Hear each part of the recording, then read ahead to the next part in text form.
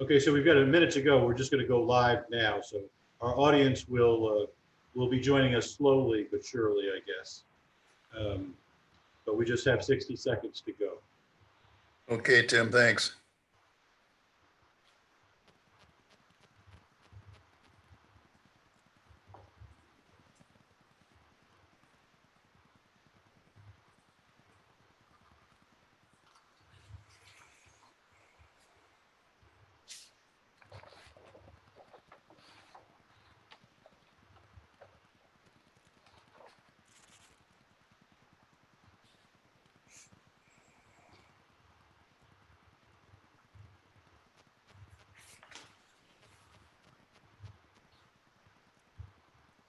Okay, we're just going to be a minute longer here.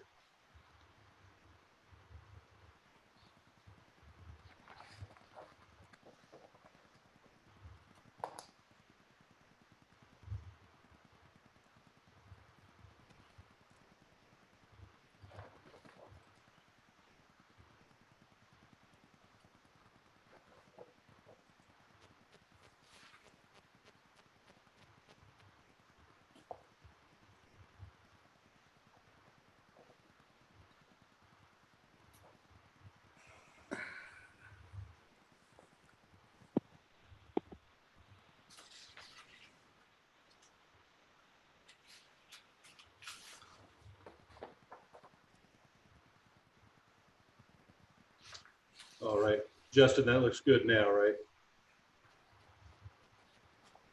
Yes.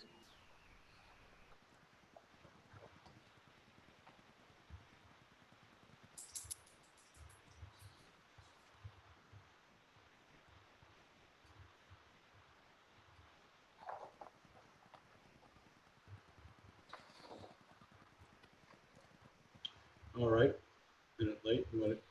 We're okay to go now, Justin? I see you. Yeah, we should be good. All righty, it's 5 o'clock in Big Canoe. Thank you, Tim. Good afternoon. Welcome to the July board meeting.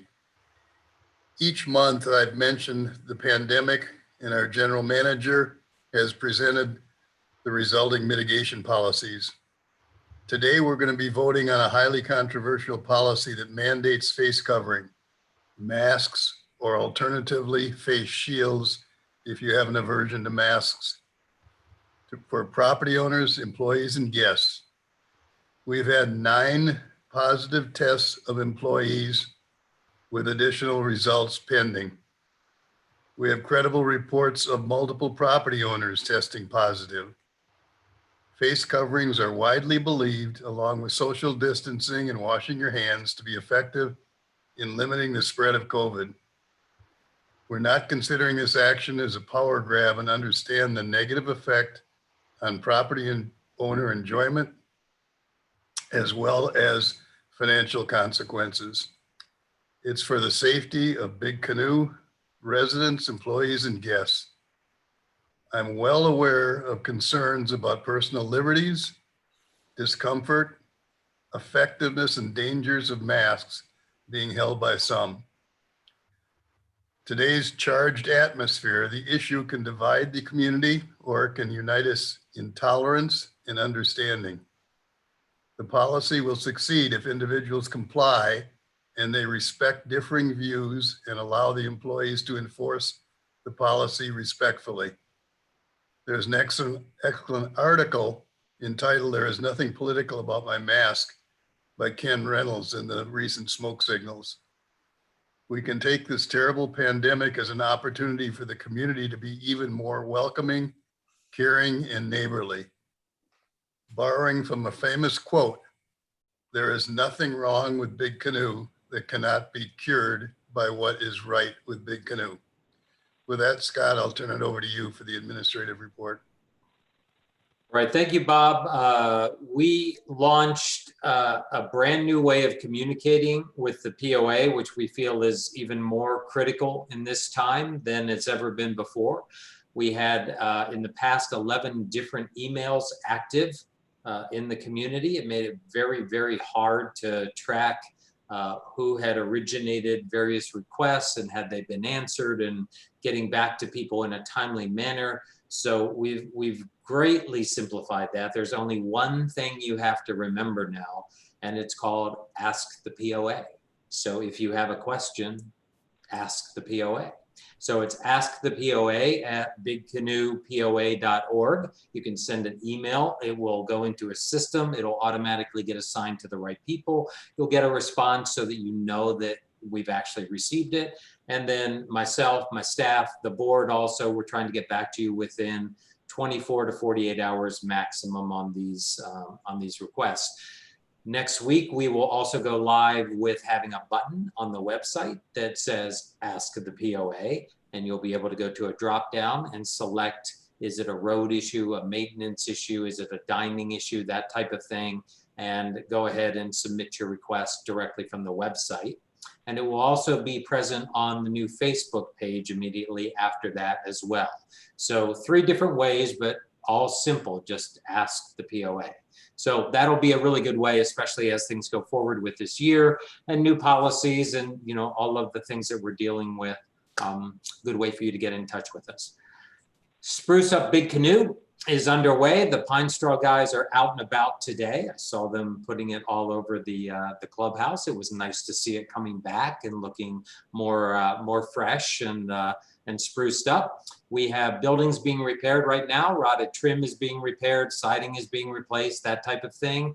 And you will soon see a bunch of little painters climbing all over our roofs and trim and starting to refresh our buildings. That will be happening throughout August and September of this year. So a lot of positive things there to look forward to see. The clubhouse, we will be closing dining on Mondays. Not something we wanted to do, but the clubhouse actually performed very well in June. When we go through the financials, you'll see that. The problem is we're like killing the staff to do it. They do need to have just a little bit of time off.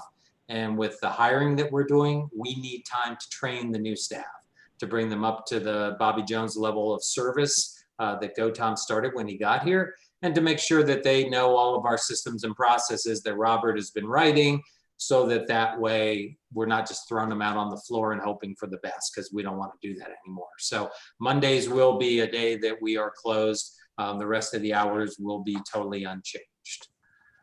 Bob talked a little bit about the COVID statistics. We do have 9 confirmed employees at this point in time that have tested positive. We have several others that are going through a quarantine process and waiting for the results back. I've also been deeply touched, actually, and gratified. I've gotten a number of emails from property owners this week who obviously agonized over whether to send an email to me and let me know that somebody in their family or themselves had been diagnosed, and they decided for the good of Big Canoe that they wanted to do that, even though they were, you know, being incredibly open with that information to me. So I thank you. That's certainly not required at all, but it did help us to make sure that we had all the right things, all the right tracing going on among our employees and things of that nature. So we did appreciate that fact, but it also told me that we do have more property owners testing positive as well. So this is not just, you know, limited to a few employees. Unfortunately, the pandemic is we're not immune. We're not a bubble. We're a town in the middle of many other communities, and so we're suffering some of the same effects that all of our neighbors are suffering as well. Ending my little report right now, very strong financials for June. Amy and Jane will be taking you through that, but we ended up 223,000 to the good in June versus our revised forecast. That was really led by the amenities. The amenities did 155,000 to the good compared to our forecast, led by golf and marina.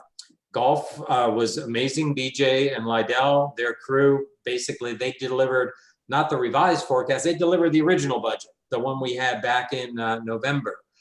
So golfers are using the course in a huge, huge way, even though we're doing single rider and closing 9 holes a day for walkers and things like that.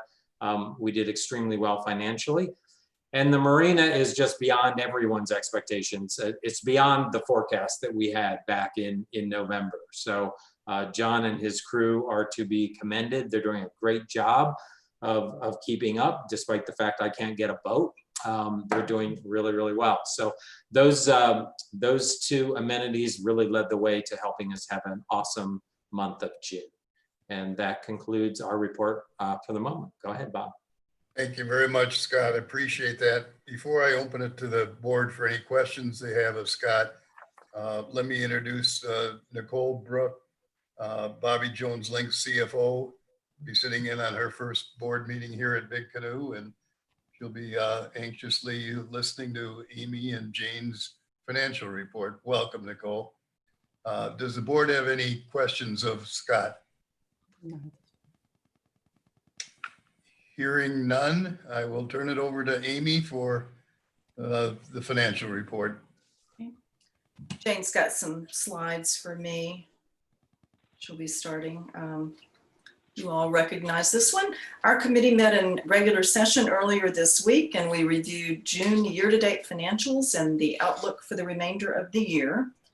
Jane's going to take you through the details in a few minutes, but overall, as Scott said, the month was better than expected, in large part due to exceptionally good weather, allowing our outdoor amenities to be fully utilized. The overall cash balance increased from last month. It's now up to about 8 million. Operating cash stands at 3 million. And the board designated cash for the master plan is about 1.8 million. By the end of this month, about 600,000 of operating cash will be transferred to a new board designated cash for routine capital, as outlined and voted on at last month's board meeting. So from now on, routine capital will be paid from the new account, and the amount of each month's depreciation will be added to the fund balance. Routine capital will be accounting for and reported on separately from master plan projects. The restricted cash balance, commonly thought of as the emergency fund for roads, bridges, and dams, continues to grow slowly and is slightly more than 2.8 million. This fund is more restricted than board designated in that it was created by an amendment to the covenants, and it has to be replenished within 3 years of use. It also requires a capital reserve study be conducted every 3 to 5 years, and personnel are going to be on site the week of August 3rd, just around the corner, and we should have the report 30 to 45 days later. And lastly, our debt to equity ratio continues to be a very strong 0.24 at the bottom of the page. A couple of other topics of business that we reviewed were, we discussed the 2021 budget schedule, hard to believe, it's coming back around, which begins in late September and culminates in board approval on November 19th.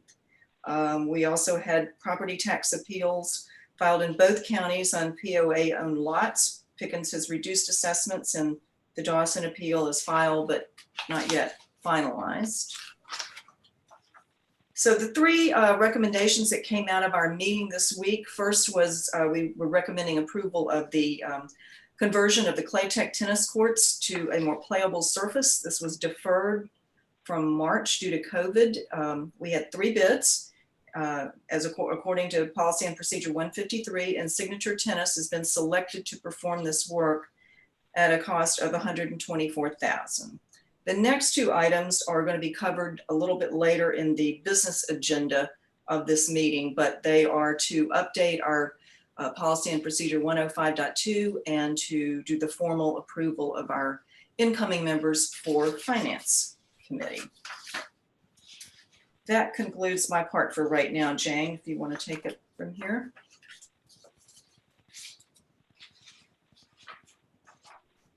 Okay. Can everyone hear me? Yes, ma'am. Okay.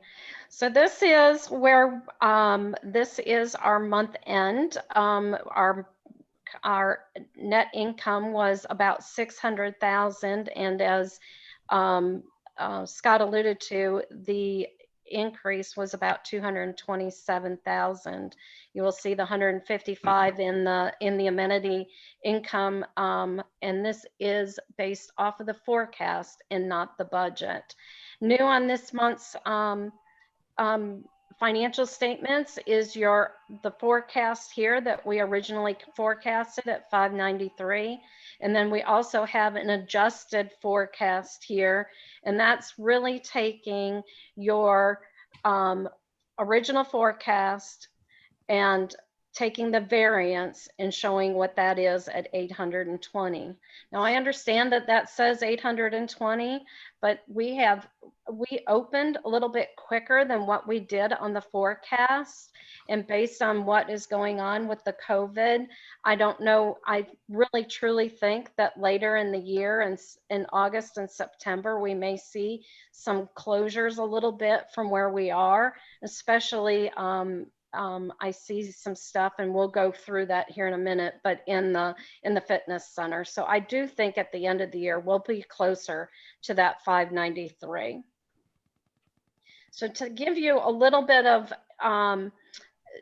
information about what had gone on and where your increases were, as Scott had said, our big increases were in golf, in revenue, also in the swim and the marina, and really also in the clubhouse. And to give you an idea of where the clubhouse was with, well, maybe I didn't do that one. So that, no, I did right here, the clubhouse revenue of where we were based on where the clubhouse was based off of the actual versus the budget and off of the forecast. So these are the percentages. The Black Bear Pub actually did better based on the forecast at 20%. And this was the forecast of the original budget. So that's kind of where you see the big differences. We did have a little bit in the banquets and the member events, not very much. And then the swim club was about 58% better than what we had budgeted in the forecast. So you can see that different things. The forecast was 70% of the budget, but we actually did about 43% of the actual budget. So we were closer than what I expected at the clubhouse in the different areas. The amenity revenue, based on the actual budget, as you can see, golf just barely missed the original budget. Racket club, wellness center, and swim were obviously under, and that was because we were only we didn't open until June 13th. The marina was largely over budget, which made the amenities just short of the actual budget that we did in November, and better than the forecast was at about 27%, but we actually almost made the original budget in revenue and the amenities. So our operating departments, based based on the forecast, the variances, we had variances in landscape and environmental. It had to do with unfilled positions, a repair and maintenance reclassification, and sand. Our public works and housekeeping was better than budget by 17,500. It was basically an income of 3,800 at contractor transponder income and road impact fees. We are having a lot of people doing renovations in their houses, and this is part of that. And then we also had an unexpected garbage collection credit. So we got some credits from our garbage collections. Our public safety was better by 7,800, and that was largely in wages and in benefits. And then the depreciation was better than budget by about 26,000. And one of the things that we missed when we did that forecast is that we based the depreciation on the original capital budget. So this number really was not reforecasted when we did that forecast last month. So where are we as through Sunday, the end of Sunday? This is based on the forecast. Clubhouse is about a little bit less than what we actually forecasted. Golf is over, and I think it was at 90% of the original budget. So they're actually doing very well. The Wellness Center is under about 9% of forecasts. A lot of that is because of annual dues. And in addition to that is the classes that we're not doing and the massage therapy that we're not doing. So that is why the traffic at the Wellness Center is a little lower than what I expected. The rest of the amenities are doing quite well, and especially at the marina, but that shows that our revenue over at the marina, or at the amenities overall, was 13% better than what was budgeted or forecasted, sorry, not budgeted. And just, I want to give you some property sales of what is going on through the end of June. We did have 155 properties sold. 135 of them were homes and 20 were lots. And we had 37 closings in the month of June. And so far we have recorded 17 closings, and the latest closing that we had was the 15th of July. So we still have another half a month to go for closing. So I expect it to be quite a strong month in the month of July too. And then the average price of homes is about 416,000, which is down from 422 last month. So, you know, I think these are, that is a good number at 416. Obviously, it's up over our average from last year quite a bit. So that is my report. Does anyone have any questions? Hey, Jane, I do have a question. And when did we stop the carryout service at the Black Bear Pub, the food takeout service? We stopped the food takeout service, I want to say, I don't remember exactly. I think was it last week, I was Scott? gonna say 10 days ago. 10 days 10 ago? days. Yeah. July. Okay, so June's results would not be affected Right. by that. Yes, sir. That's correct. But July's obviously would. Right. And I guess, Scott, this is a question for you. I know, you know, the reasons for that. I think Right. you made the right decision as far as if you can't do it well, don't do it. And with the Right. staffing, we can't do it well. Yep. But how's your crystal ball? What does it look like? Do you think that we'll be able to reopen at some point? Is that the plan, or is that? We're doing everything we can to be ready to do it, because I think all the trends that Bobby Jones sees is as sport activities really kind of come back in the fall, there's a belief that people are going to want to congregate together in their basement around their large screen TV with friends and family, and curbside is going to become even more critical to do that really well. So we're looking at staffing, we're looking at the technology that we can use to maybe make it a little more easier for our staff to handle, and so people don't have to leave messages and not get messages back and all that kind of stuff. So it's very much on our radar to be ready to bring that back. It's the first thing we want to bring back. Okay, thank you very much. Good Yeah, news. you bet. Other questions from board members? Anything Bobby Jones Links can do to help us with that staffing problem in food and beverage would be greatly appreciated, greatly appreciated. They have posted within their whole system. They posted externally. Adriana's posted externally. I think everybody's kind of waiting to see what the US Senate does with the unemployment benefits over the next week and a half. And well, Washington DC, I'm sure is going to help us out here. Okay. You never know. Jane, it's always good to hear good news, especially in 2020. Thank you very much for the report.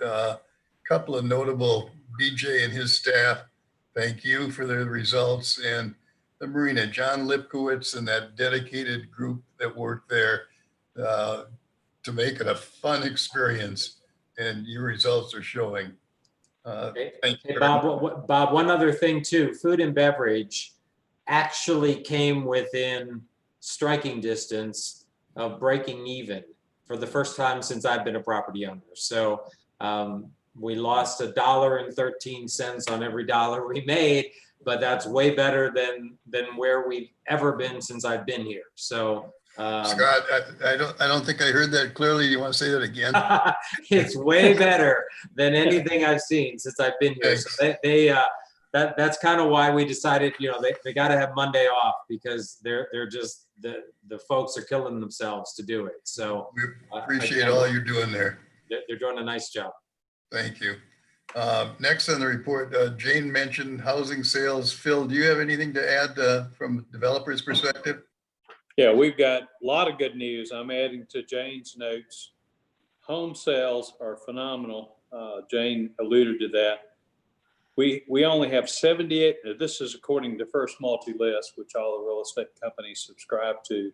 There are only 78 listings inside a Big Canoe right now. That's down from 104 in June and down from 123 in May. Folks, those are record numbers. Historically, we would have 200, 250, up to 300 homes listed in the spring and summer, 78 homes. And prices are still holding up. We have one condo in that group at 219, but homes listed are from 189 for the tree toppers, for the cabins, for the Buck Skull Hollow, up to $1,499,000. There's 140 lots listed. Down, that is actually up nine lots from last month, listed at 4,500 up to 399,900. But 24 homes are showing currently under contract, according to First Multi-List. 139 closed in the last 6 months. That's up from 107. And 254 have closed in the last year, and the prior period had been 233. So around 20 new homes under construction in Big Canoe, and we're in summer selling season. It is a seller's market. Market prices are going up. We've seen about a 5% increase. And if you've thought of selling your home, it's a really good time to be in the market. Our average home price in Big Canoe is down just a little bit at $416 from $422 last month, but a really good, strong market.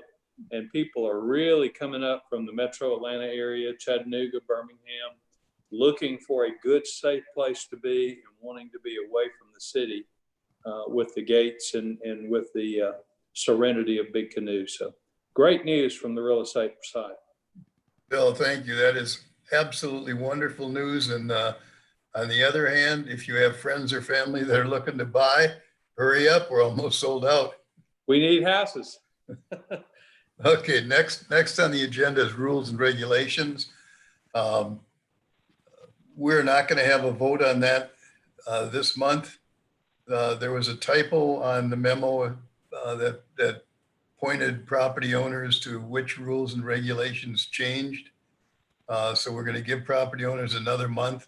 It was correct on the website, but if anybody was looking at the memo, they might have missed something. So we're going to defer any vote on that until the August board meeting.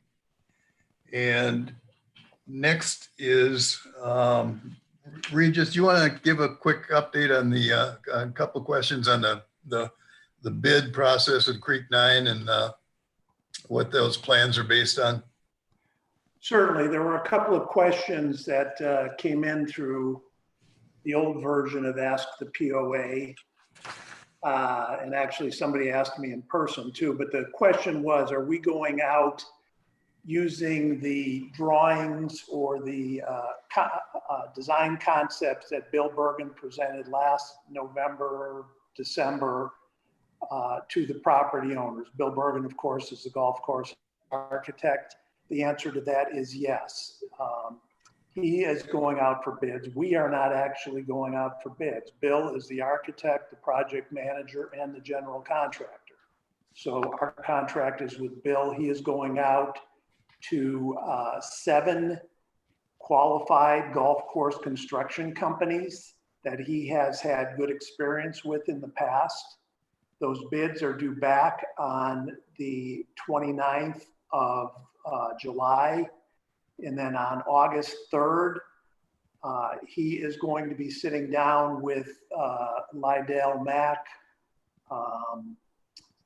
who is our course superintendent, Whitney Krause from Bobby Jones, myself, and other board members that might be interested in this. So that those bids are going to be reviewed at that point, and following that review, we will, or I will present a motion to the board to move forward with the vote on the renovation. So, you know, that I believe answers the question. The simple answer would have been yes, we are. It's the same plans, but to elaborate, we'll get them back. Those bids will be scrubbed by, you know, Lydell, Whitney, myself, and potentially other board members, and then we'll go from there. Okay, thank you, Regis. Any questions from the board for Regis? Okay, next on the agenda, I've got Bobby Jones Links incentive, and a little background is that the agreement that we signed with Bobby Jones Links back in May had a provision in it for an incentive based on 4 performance areas in the agreement.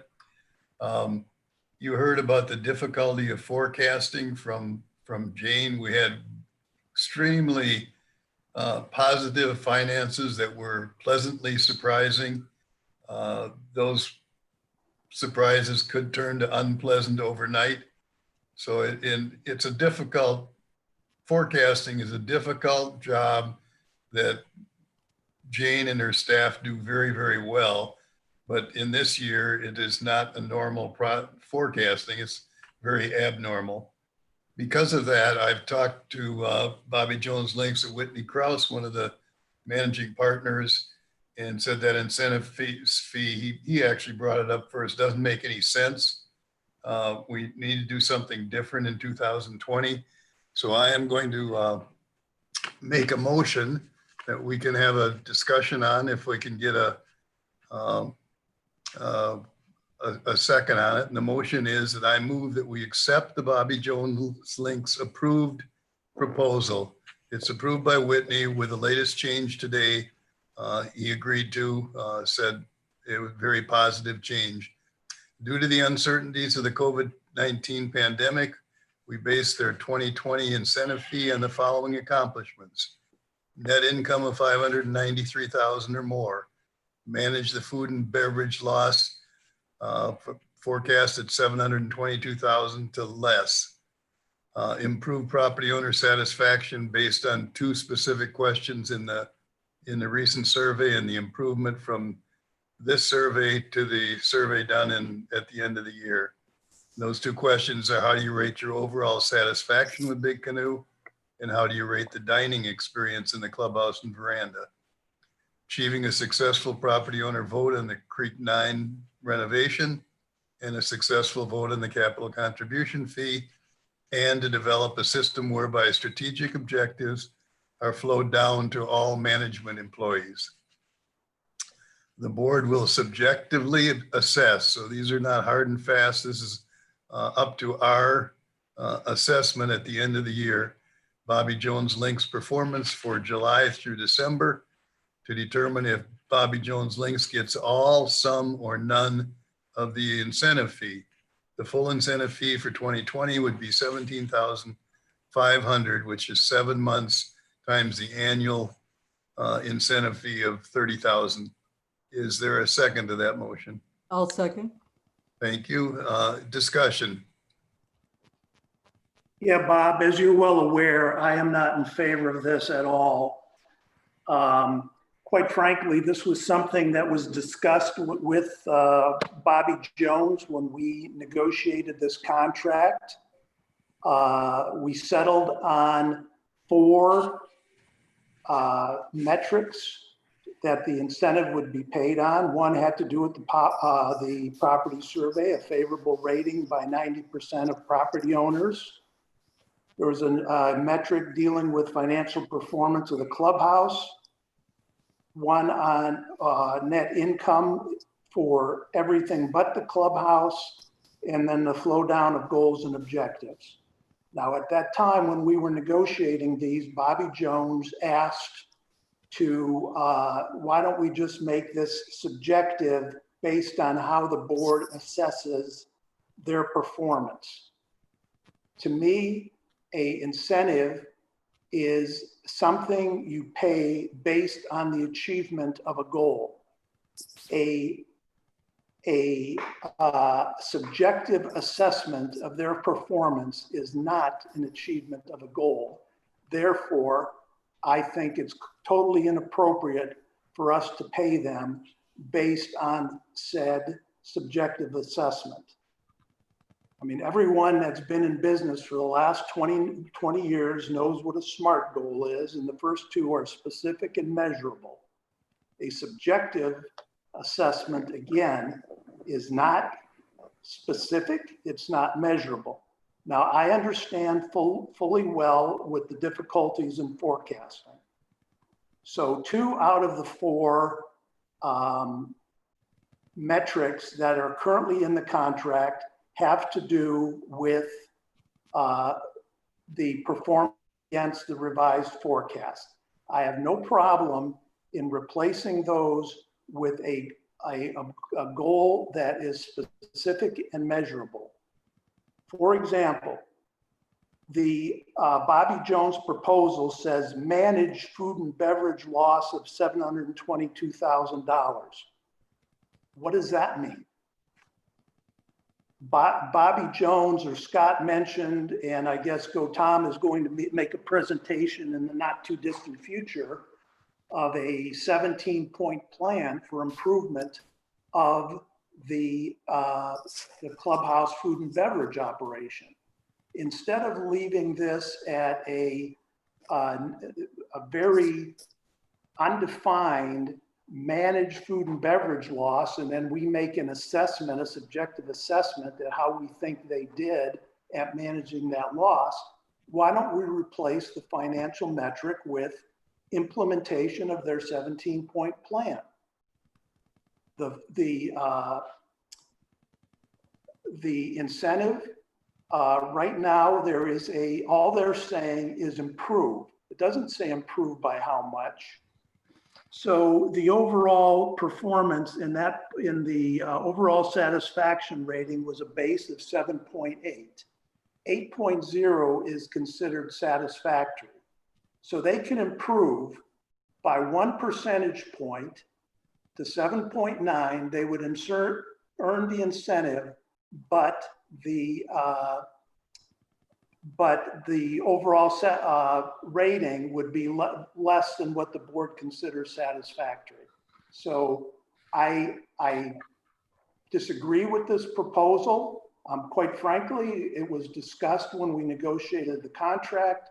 I'm surprised that Bobby Jones brought it up again, but I have no problem in eliminating the financially based metrics and tweaking the property survey one, but to me, this proposal is completely unacceptable.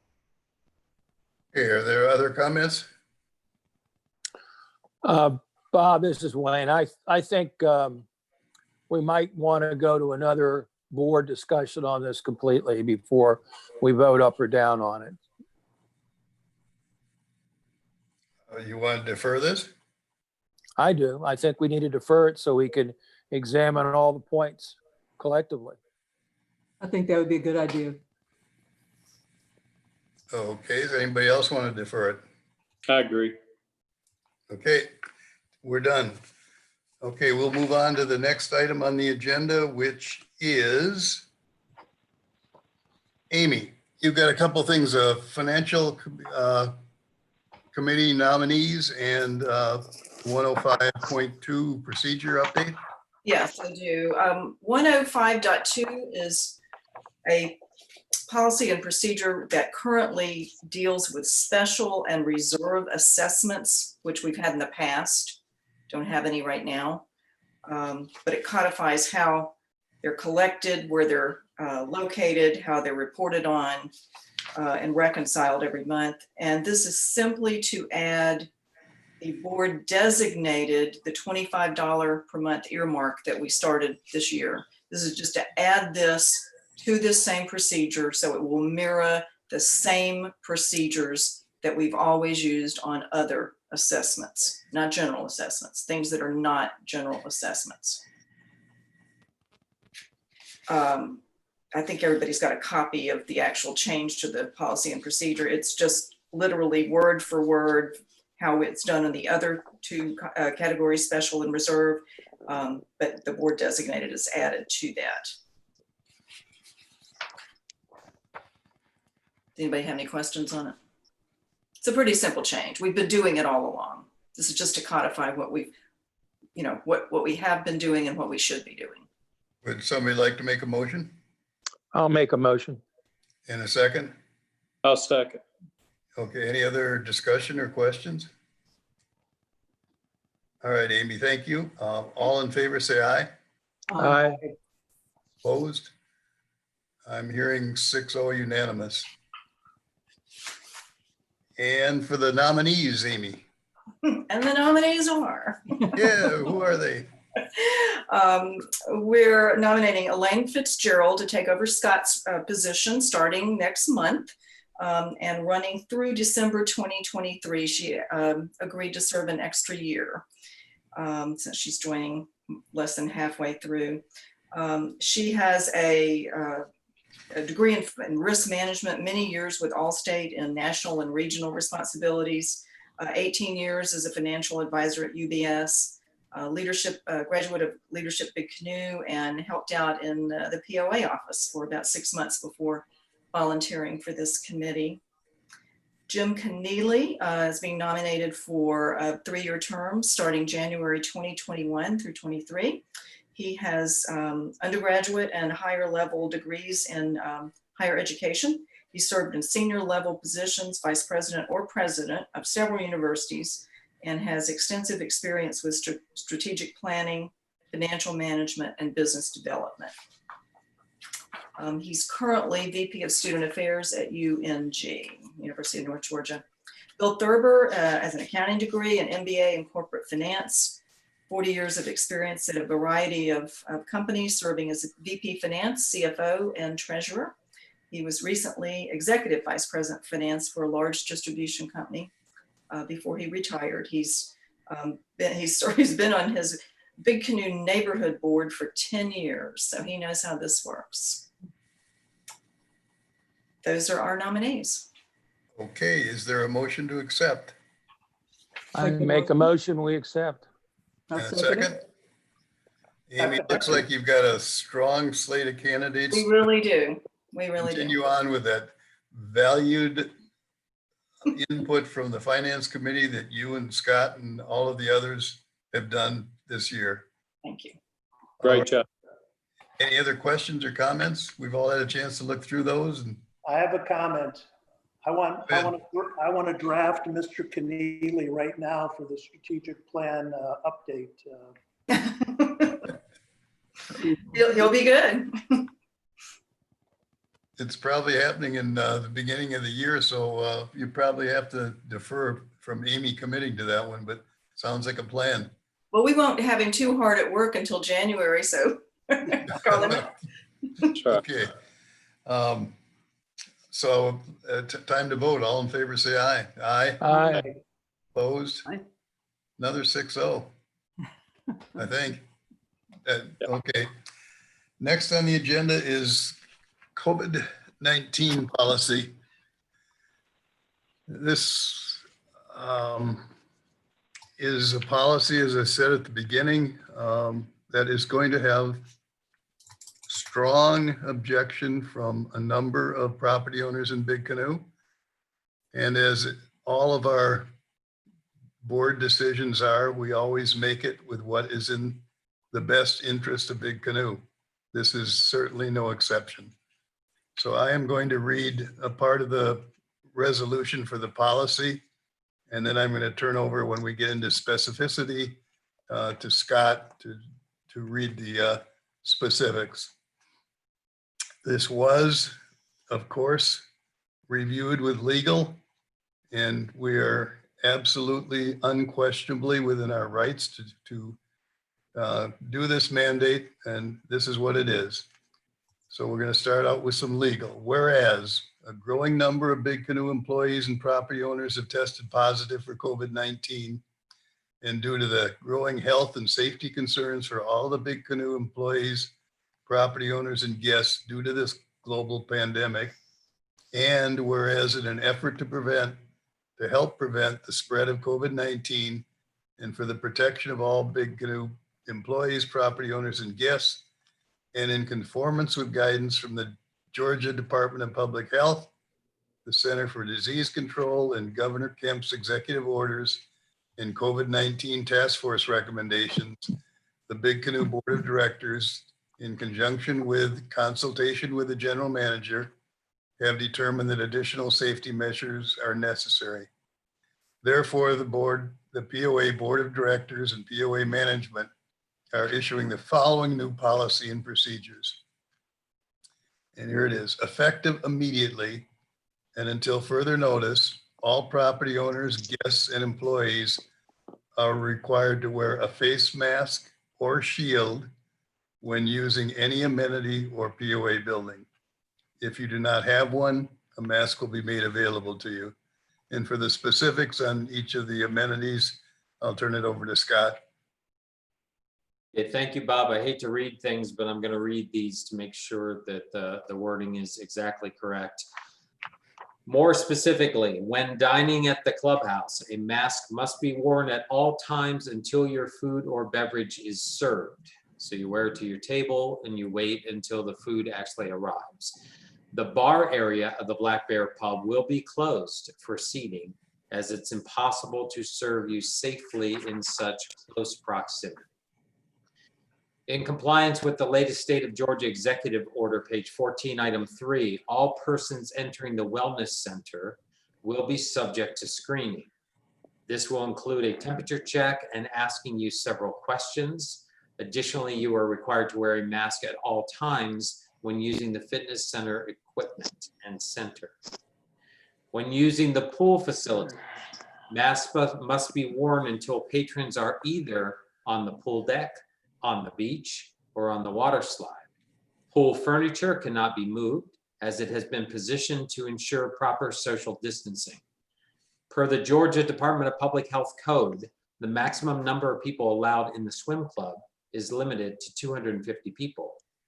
Per the executive order, page 27, item 14, only 50 people at a time will be allowed within the fenced area surrounding the pool. Based on the same Georgia guidelines, the maximum number of people allowed at the Wildcat pool is 139. Again, the furniture cannot be moved at Wildcat either. At the tennis center and marina, all property owners and guests must wear a mask until your play begins or until you leave the dock. Given the tight hallways in the postal facility, anyone entering the building must wear a mask at all times. And we are contacting the Jasper Postmaster to see if they will extend this policy to their employees working in the mailroom. Of course, you do not need to wear a face covering when playing golf or tennis, enjoying the lake, or when hiking on one of our great trails. However, when you enter the Golf Pro Shop or any amenity building, even for the briefest time, you must wear a mask. Thank you, Scott. Would somebody like to make a motion to adopt this resolution? Scott, I have one question just Sir. to review, and that is on contractors how are we going to get the word out to them? Or is it the responsibility of anybody contracting to ensure that those individuals that are doing service at their home are aware of the regulations? Wayne, Yeah. can we get a motion first and a second, and then we'll ask questions and clarification? Okay, Is there a motion? I so move. Is there a second? I'll second. Okay, Wayne, you're on. so I think, Scott, you heard the question that I was. Yep. So, yep, so I've talked to Tim about actually using the transponder database and doing a search on the database and making sure that we can get this email communication out to all the folks that do have transponders. Many of our contractors do, obviously. We'll also have handouts available at the gates so that when people are registering as renters, they'll be given a handout on all these rules and regulations. We'll also be working through the 2 major rental companies on property here to get the word out through them as well. Okay, we'll just have to monitor that and see how that works for us with the contractors. The whole key to success of this is communicate, Scott, and that sounds excellent. The other part of it is orientation of our employees so they can, with dignity, approach property owners who are not in compliance. Right. There, on the communication side, a few other things. So Tim has been doing a great job of building signs for outside and inside of all amenities and POA buildings. Those will be going up tonight. I have a smoke signals column that'll be running next week that basically and reinforces everything that we're doing here.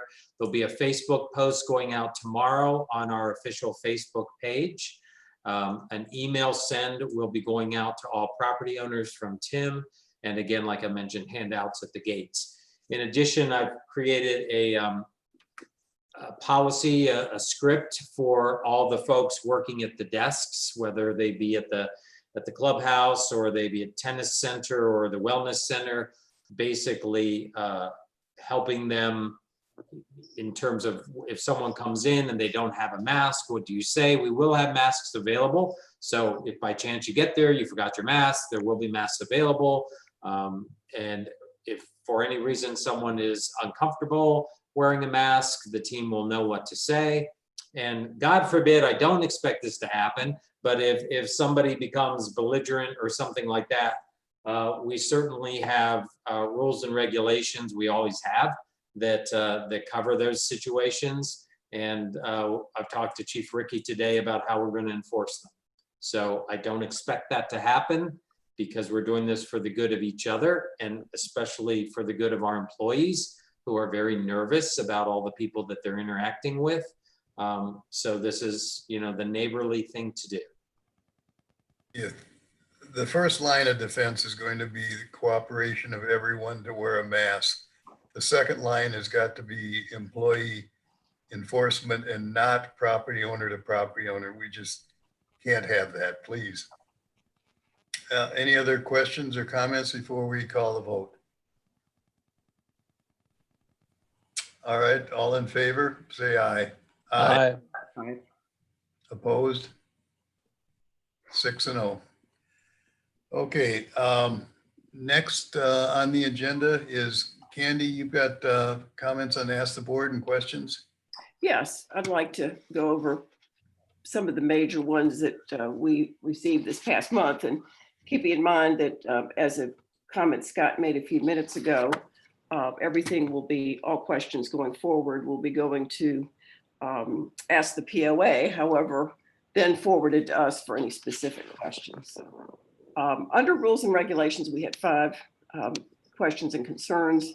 One set was regarding walking dogs on the leash, and according to section A4 in our rules and procedures regarding controlling domestic pets, we were reminded several property owners that dogs must be on the leash at all times unless in a dog park, and then the owner is still responsible.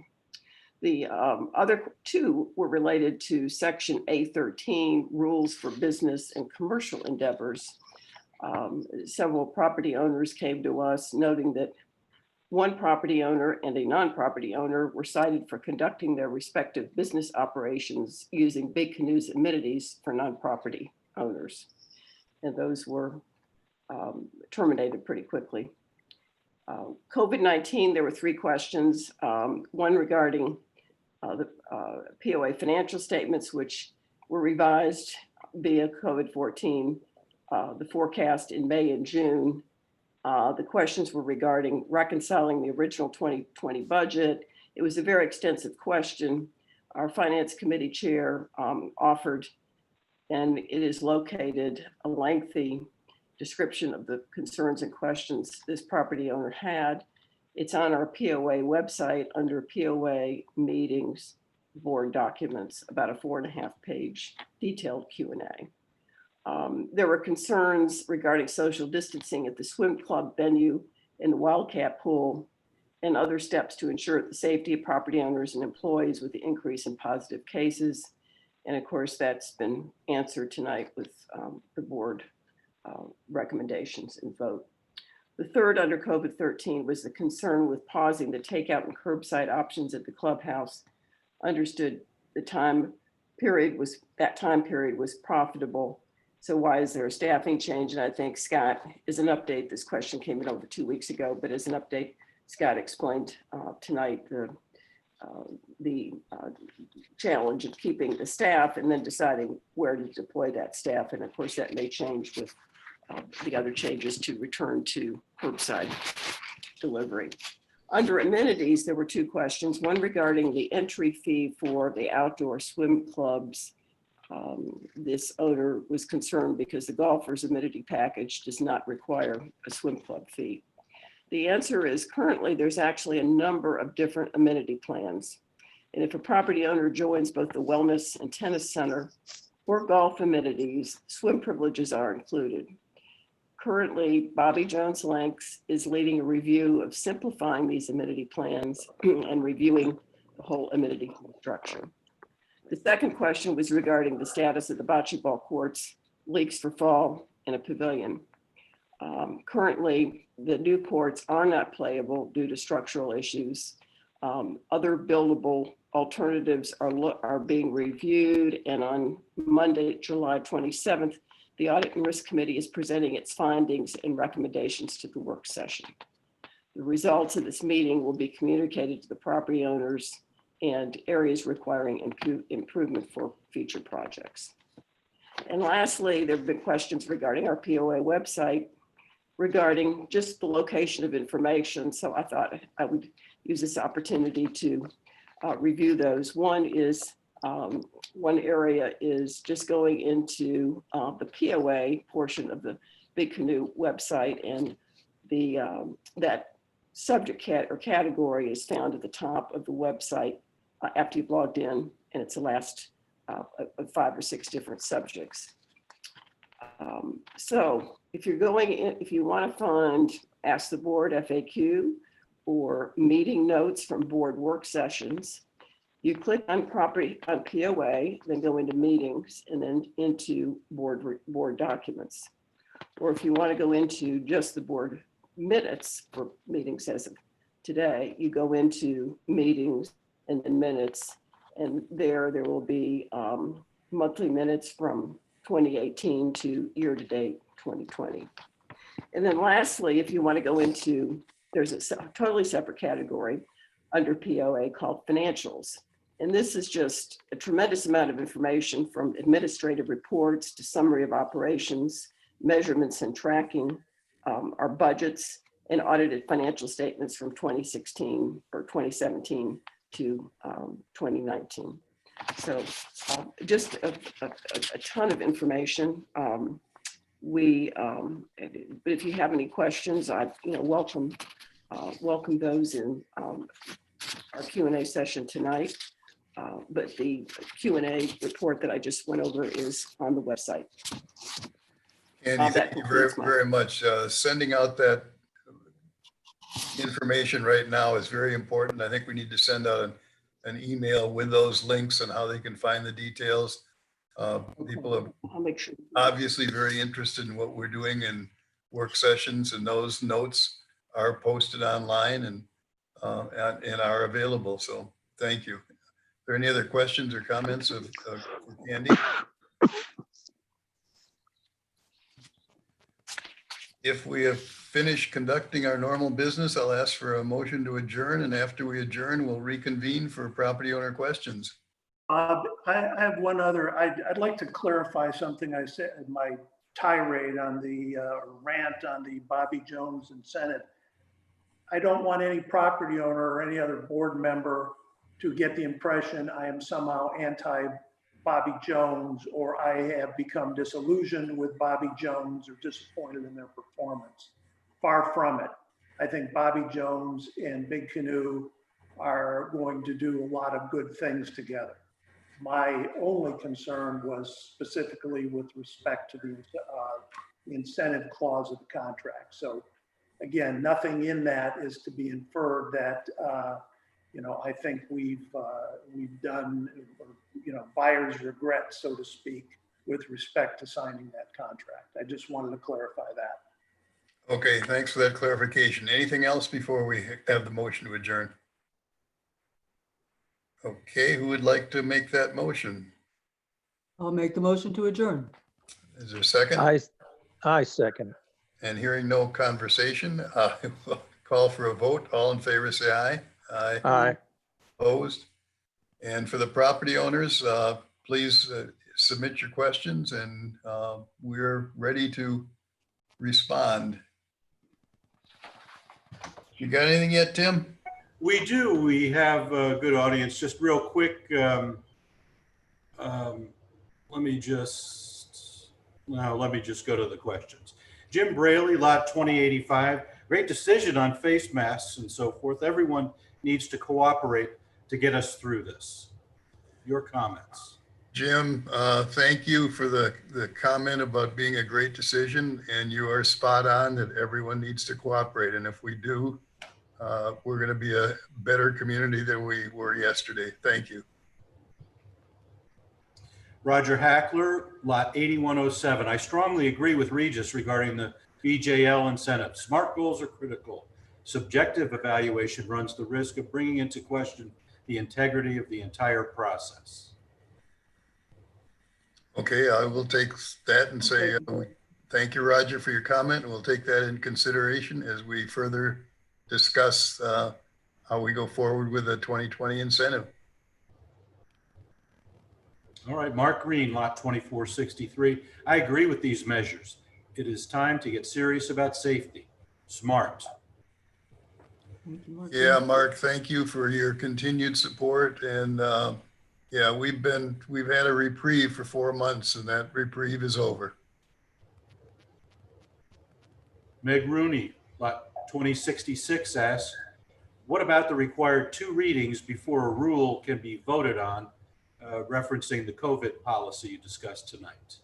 Thank you, Meg, but this is a policy and we voted on it tonight. And again from Meg, if masks must be worn while exercising, then will masks be required at the indoor tennis center? Scott, for you.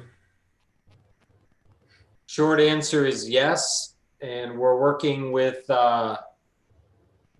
Linda to determine, what that means about the demand for that center. But yes, it's got to be a uniform policy. Good answer. Debbie Weigel, lot 3418. Given the anticipated pushback, what will be done to enforce the COVID mask policy? You got another one, Scott?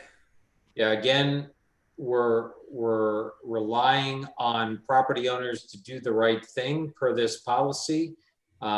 If for any reason they forget or haven't heard or are visiting or something like that, again, the folks at the desk will follow a script so that everybody's saying the same thing regardless of where you're stationed. I would expect at that point, the majority of people will comply because it's the neighborly thing to do. And at that point, if there's any issue, then the staff will get the manager on duty involved, and hopefully that situation can be resolved. But if it can't be resolved, then the existing policies and procedures kick in, and public safety would be informed, and we would unfortunately go from there. Brian Robbins, lot 4137 asks, will residents be allowed to suspend their amenity memberships during COVID without penalty? Scott, you're up again. I think that is something the board needs to take up with us in a work session very soon. That's come up a few times. I don't think we have landed on the exact response to that. So it's a great question, and we need to clarify our response and respond to the community. Okay, we'll be looking for a recommendation from you and the finance committee on Yep. what to do, and we'll be making that decision as soon as we get that recommendation. No problem. All right, and here's our final question from William Shaw, lot 404. When can we expect the business plan promised by BJL on December 2019? Smart Plan also calls for challenging goals. Agree with Regis. Also need 2020 strategic plan. Okay, who is, Well, I can take that since he mentioned my name and he, So Bill you're- apparently agrees with me, so maybe I can successfully handle this question. Hey, Bill, as far as a business plan is concerned, there are currently business plans in development for the Chimneys business, catering business taking over from top of the town. There was a business case developed and a business plan will come out of that. There was not I wouldn't necessarily term this a business plan, but Bobby Jones has developed a 17-point improvement plan for the clubhouse, which I alluded to earlier during the discussion of the goals, and I believe we talked about it last Saturday as well. As far as the 2020 strategic plan is concerned, this is something I talked about during the town hall meeting on Saturday. And right now, the plan is to update the 2020, the strategic plan in 2021, given everything else that's going on. I don't think we can do justice to the strategic plan in the remaining 5 months of the year. I think what we have in terms of a vision statement, as well as strategic goals, while they are not perfect, I think they're good enough for that if correctly applied in the strategic planning and deployment process, they are adequate until we can do the proper job in updating the strategic plan next year.